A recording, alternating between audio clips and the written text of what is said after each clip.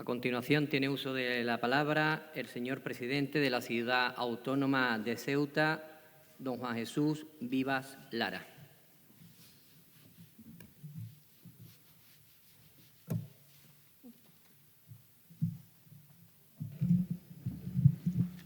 Tiene que darle al botón.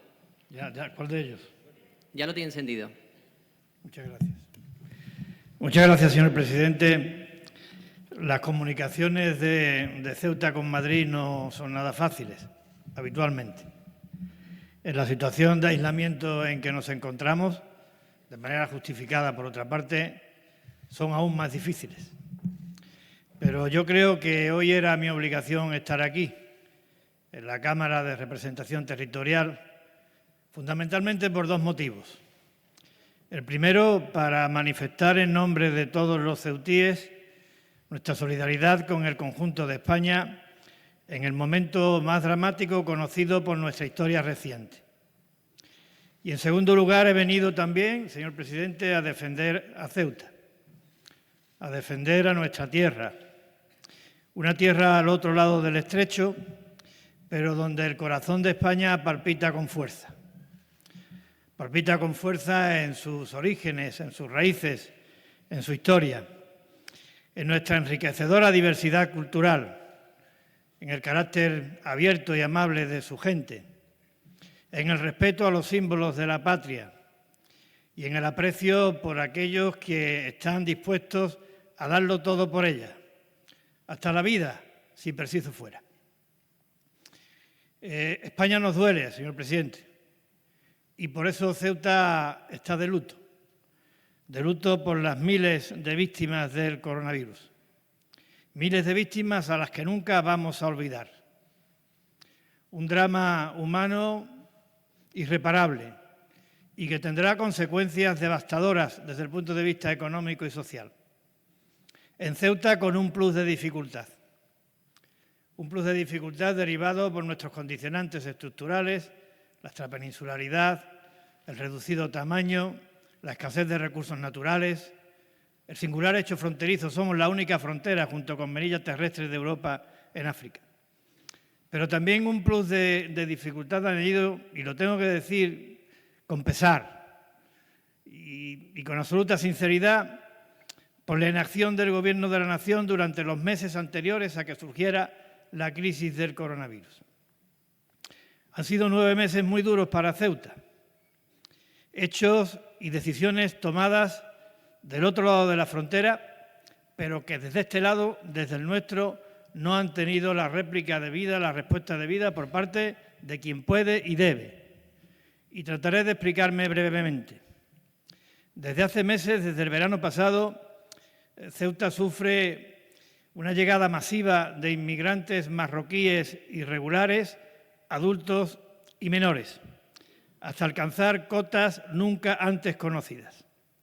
Se trata de un asunto de inmigración y, por tanto, acudimos en demanda de socorro a quien tiene la competencia en materia de inmigración, el Gobierno de la Nación. Pero tantas peticiones, tantas llamadas, no han tenido ninguna respuesta eficaz y me duele reconocerlo. Y el colmo de la pasividad, señor presidente, llega con el decreto de alarma, porque en ese momento el Gobierno de la Nación descarga en el Gobierno de la ciudad la responsabilidad del confinamiento y realojo de los inmigrantes irregulares que en Ceuta se encontraban. De tal manera que esto trae como consecuencia, señora ministra, que ese fondo extraordinario al que usted ha aludido, en el caso de Ceuta, el 75% de estos recursos van destinados a atender el confinamiento y realojo de los inmigrantes marroquíes irregulares. No lo entendemos. Pero coincidiendo en el tiempo, señora ministra y señor presidente, Marruecos decide cortar todo tipo de relaciones comerciales con Ceuta antes del cierre de la frontera. Esto supone un golpe de extraordinaria envergadura para la economía local. Esto supone el desplome del 40% del volumen de negocio de nuestro comercio. Nuestro comercio es el primer sector privado como yacimiento de generación de actividad y de empleo.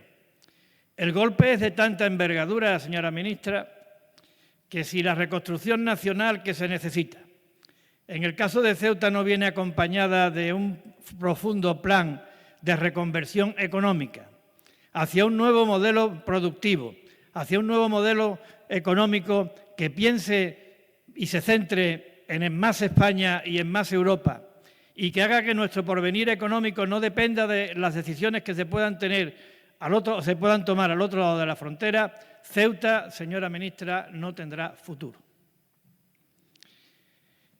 Y esto lo digo porque es absolutamente cierto.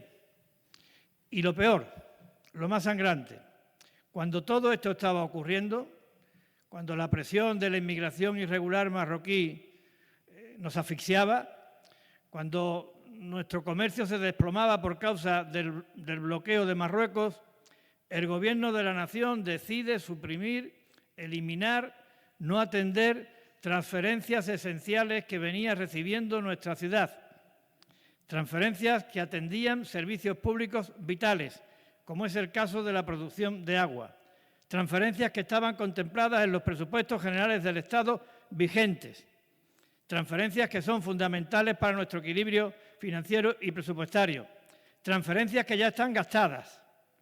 Por tanto, señora ministra, en el peor momento, cuando más necesitamos de recursos adicionales para atender la emergencia social y económica, el Gobierno nos detrae la financiación ordinaria. Es un golpe extraordinariamente duro que no llegamos a entender. Por tanto, yo tengo que decir aquí que no comprendo, no alcanzo a entender cómo a una ciudad tan necesitada, con tantas limitaciones, la frontera terrestre de Europa en África, extremadamente vulnerable y además asediada, se la trata de esta manera. Pero yo vengo aquí con ánimo constructivo, señora ministra, y por tanto lo que pido es que se rectifique. Y para rectificar hay que actuar, y actuar porque es de justicia, actuar porque está en juego la supervivencia de Ceuta, actuar porque la Constitución lo mandata, los pilares de la Constitución, el espíritu de la Constitución hace que configuren un cuerpo único, unidad de España, integridad territorial y solidaridad. Al servicio de esos principios yo le pido, señora ministra, que actúen en Ceuta, porque eso, a nuestro modo de entender la Constitución, a nuestro modo de entender sus pilares, significa que hay que acudir en socorro de España allí donde España esté en peligro. Por tanto, señora ministra, creo que es una obligación ética, de justicia y también constitucional. Y nos tendrá con ustedes, con absoluta lealtad, por encima de diferencias políticas, por encima de cualquier otra consideración, porque creo que forma parte del juramento que empeñamos. Nosotros juramos servir a España por encima de cualquier otra condición. Juramos servir al interés general por encima de cualquier otra condición. Y estamos dispuestos a cumplirlo. Hacen falta hacer 4 cosas, señora ministra.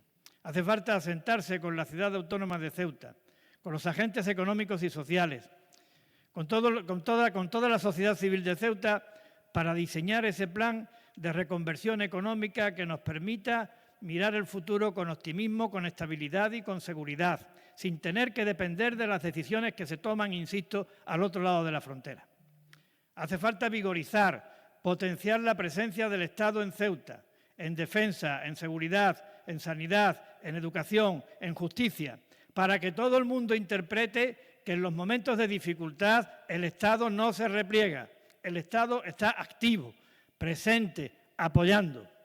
Hace falta, señora ministra, que se le paguen a la ciudad, es decir, a los ceutíes lo que se le debe, y que esas transferencias que son vitales, como pasan en otros territorios, a lo que usted bien conoce, y aplaudo las decisiones que allí se han tomado, respetando esas transferencias, las aplaudo, pero pido a la misma vara de medir, que Ceuta no se quede descolgada en esos servicios vitales, porque son esenciales para que los ceutíes entiendan que somos iguales al resto de los españoles, iguales en derechos, en deberes y en obligaciones, y que la capacidad de decidir no depende de la influencia que uno tenga, no depende de razones partidistas, no depende de cálculos electorales, no depende del recorrido mediático que las decisiones tengan, sino de la igualdad de todos los españoles con independencia de cuál sea su lugar de residencia. Y le pido también que al mismo tiempo de todo esto, que afronten el problema de la inmigración en Ceuta como algo singular, no solo de la inmigración procedente del África subsahariana, también de la inmigración irregular procedente de Marruecos, de los marroquíes. No es un asunto de Ceuta, es un asunto de toda España y como tal hay que afrontarlo, sean adultos o sean menores, porque la situación es absolutamente insostenible. Nos van a tener con ustedes. Y 3 últimas reflexiones, si me permite, señor presidente. Debe de ir Voy finalizando. terminando. España va a salir adelante, señor presidente. Va a salir adelante porque somos una gran nación. Ceuta también va a salir adelante. Y lo va a hacer, señora ministra, porque tenemos fortalezas y oportunidades a las que agarrarnos. Lo va a hacer porque tenemos experiencia acumulada para sortear dificultades. Y lo va a hacer porque hemos forjado nuestra personalidad a base de coraje y de valor para resistir, por duros y prolongados que sean los asedios. Y una última reflexión.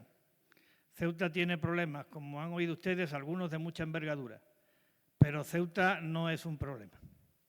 Ceuta ofrece mucho a la casa común. Ceuta es un ejemplo de encuentro, de convivencia y de respeto. Y Ceuta, y lo digo con orgullo, es un lugar donde el grito de ¡Viva Ceuta! Suena cual eco fuerte de un ¡Viva España! Muchas gracias. Muchas gracias, señor Vivas Lara.